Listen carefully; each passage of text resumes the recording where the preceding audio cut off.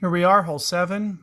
Now, if you watch my other guide, what you'll see on this hole is there's no real good lineup that you can use for this one. So one of the things that I may be thinking about is just some kind of bump here. You'll see that it's not going to be very holeable anyway, even if you do it this way. This is going to be very hard to make regardless. But what this should do is hopefully, you'll be able to ensure that you can hit this rough here with any winds, because I won't pull. You'll see that's maybe about 11-ish rings.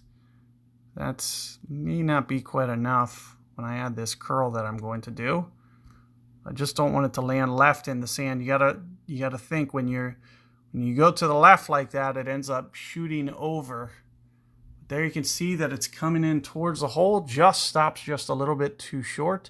Looks like I may have just over corrected my wind a little bit, but do keep in mind when I do that little bit of curl, you got to keep it away from this bunker edge. So, you got to make sure that that needle looks really good and that you're almost pulling just a little bit too much to the right, because that curl is going to bring it back. If you put it on kind of this right edge, when you curl it, it'll actually land more centered.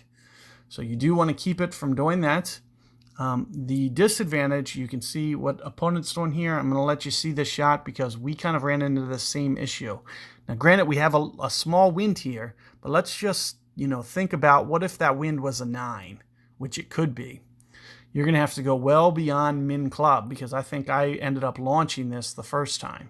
So I put it kind of right at the min line and then still launched it. And, clip the rough on my one approach on the last attempt here. So you do see that is going to be a very challenging shot, especially if that wind gets up to a 9. It's going to be almost impossible. So, hopefully you're able to pull that off. Good luck there, and I'll see you guys on 8.